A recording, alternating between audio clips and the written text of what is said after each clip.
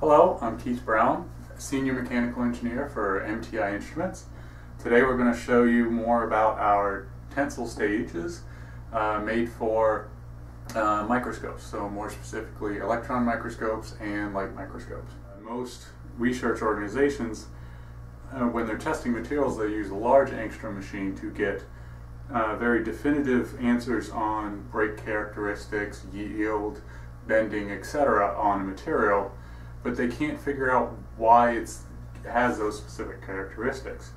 When they look at that material under the microscope of a SEM or a light microscope at very high magnifications, they can now see the grain structure of that material and porous media of the material, but they can't see what's happening while the material is actually under forces and temperatures. So what the MTI Instruments Tensile Stage does is allow you to combine both of those tests to get more information about what's going on with your materials. It has limit switches to prevent over travel. It has a load cell that actually measures the load on your sample. And then finally over here it has the linear encoder which measures the strain travel on your sample. The Tensile Stage has mounts for many different microscopes. We will sell you the mount specific for your microscope to make it quick and easy to enter your microscope with no microscope modifications. Your samples will be under vacuum. We also sell a port cover that would be mounted in one of the ports of the microscope. The controller box is what actually provides all the signals to the Tensile Stage for full operation. So over here is the PC with the software running. So in the software you have a variety of different areas displayed. So this main area is the area where while you're running a test it will actually show you a real-time graph of what's happening. The axes on that graph can be position, your load, stress, or time. Basically anything that is measured with the Tensile Stage. The Tensile Stage measures position and load. Over here we have a live view of what the channels are. So over here we can actually see there is load, stress, and position that it's recording, as well as you can see the control of the motor over here on the Tensile Stage. Below that is a spot to see a larger view of whatever you're reading. If you want to manually control this specific number, then you can see it in a much larger view while you're operating the software. And down below here we have a workspace, and so what the workspace allows you to do is segregate different projects that you may have for the Tensile Stage, so that each time you are on a project you can call it up its specific test procedure, test data, and test results, and keep them isolated from other test procedures and test results. So in this workspace you actually have a folder for test procedures. So these are all the different test procedures that you may be running with this system. You have test data, so these are all the different test data that you've created running these tests. And then finally you have a test results tab, and that test results tab shows all of the calculated results that the software has done with the position and load data that it took in during the test. The final tab that is of interest is the load transducers tab, and if for your Tensile Stage you actually have alternate load sensors, this would show where all your load sensors are. So this is our normal Tensile Stage.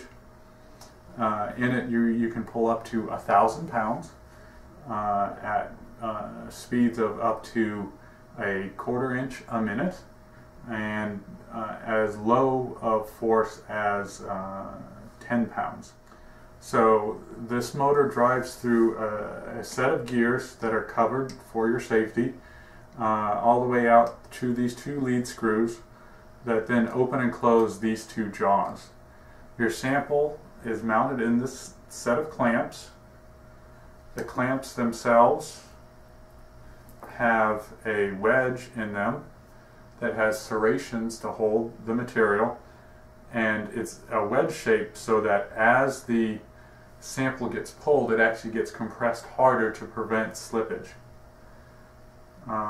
Both of these jaws are actually driven, and this is one of the advantages of the MTI tensile stage, that as it's driven, both jaws are driven apart or together at the same rate, so that your sample and where you're focused on your sample always stays in the same spot, so that as you are going from 0 pounds to 1,000 pounds, the spot you're focused on, the area that you absolutely want to see, is still in focus on your SEM. Other aspects of the tensile stage, back here we have the load cell, which actually provides the readings of force on the sample. This load cell is interchangeable. Just by removing 4 bolts from the back, you can change this load cell out from 1,000 pounds all the way down to 10 pounds. The lead screws and all the gearing are on precision bearings. The driven jaws of the tensile stage actually have limit switches to prevent damage to the tensile stage if you try to drive the system too far. And over here we can better see that optical encoder on the system. Inside there is a piece of glass that this encoder reads as the two jaws expand and contract. Underneath is the space where you can fit a heater to heat your samples as they are being tested, as well as mounts for mounting a mount specific to the SEM or light microscope that you may be using this tensile stage on. To show what other styles of tensile stages we also have a EBSD style tensile stage, and you can see the general function of this tensile stage is very similar to the standard in that motor driven gears and the jaws expand and contract at the same rate. The big difference for an EBSD stage is these jaws are allowed to spin, so that when you want to run a SEM in the EBSD mode, the tensile stage itself is set at 40 degrees. The jaws will be set at 30 degrees while you're doing your EBSD style measurements, so that the screws are out of the way of your measurement and you can still get very good images. And in addition to this, I will show the heater. Now this heater is capable of going to 1200 C. It is controlled externally from the SEM. It's a cartridge style heater that we also have 1 or 2 thermocouples and cooling channels to keep the heat localized to just your sample. And this heater actually fits underneath the tensile stage and comes up right in contact with the bottom of your sample, so that while you're imaging down from the top, the bottom of where you're imaging is being heated, not the jaws, exactly where you're imaging is being heated, so you're seeing the most accurate information about what's happening to your sample under heating, tensile, and compression and fatigue conditions. Now we're going to show you how to mount a sample in the tensile stage. Here we have a plastic sample ready to be mounted in the tensile stage.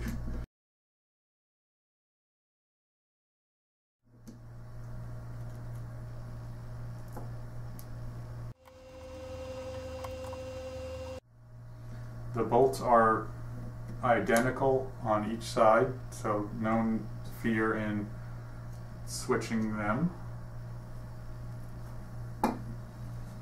You line up your sample so that the sample is well within the two wedges on either side. Start with the fixed side, not the side that's mounted to the load cell.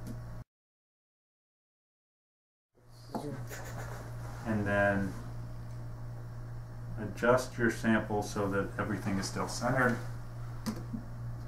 and tighten well.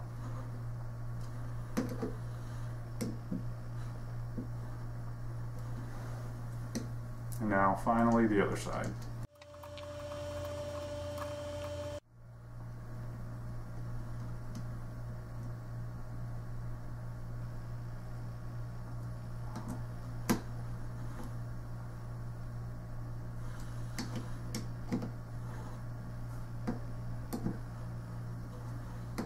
Now your sample's mounted. Now we're going to show how a test is run with the MTI Instruments Tensile Stage software and the MTI Instruments Tensile Stage.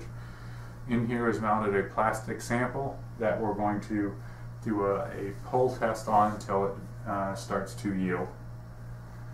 The first page is where you specify what your sample is.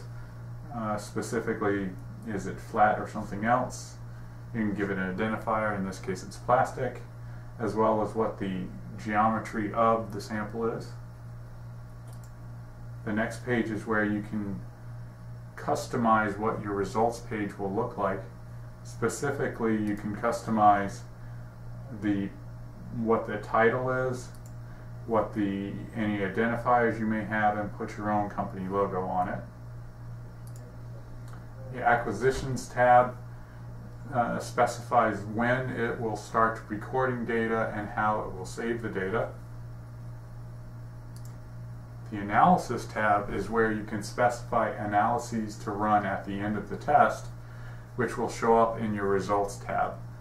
These analyses are such things as maximum load, modulus elasticity, and yield by offset.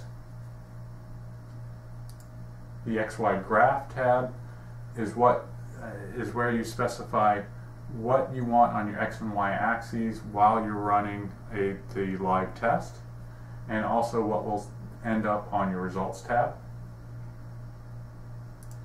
The Channels tab has what transducer you're reading and what units you want to read in. And finally, the Servo Control tab is where you specify what test you're going to run, specifically how much preload you want to put on your system, and what units you want to run in, and what you want to do at the end of your test.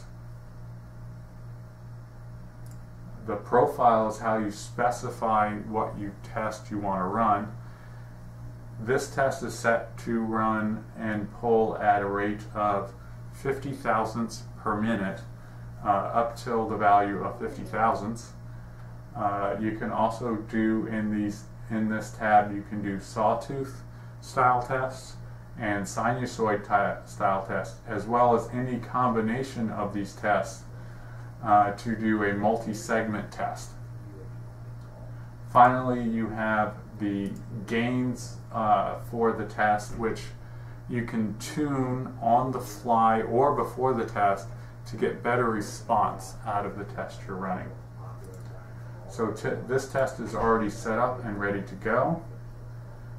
So we'll hit play on the control panel and watch the test.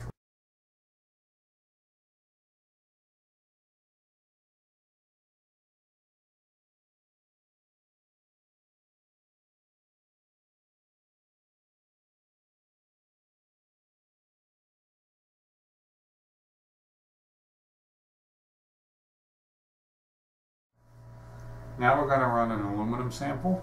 We're going to run this we're going to pull to about 400 pounds at 200 pounds per minute rate to pull this to yield and break.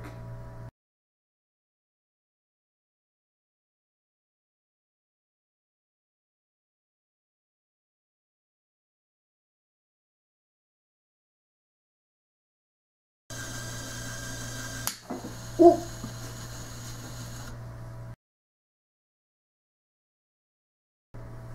Here you can see where we were pulling the sample. We pulled it up to about 320 pounds. And then the sample started to yield. You can see in the video how it started to stretch. And it kept stretching until it suddenly broke. And then when it broke, the system stopped itself. As you can see in the tests we've run, we can pull many different materials, including metals and plastics. We can even pull ceramics and composites, fibers. Our tensile stages can be used for many different purposes. And I, as Keith Brown from MTI Instruments, would like to say thank you for watching and have a nice day.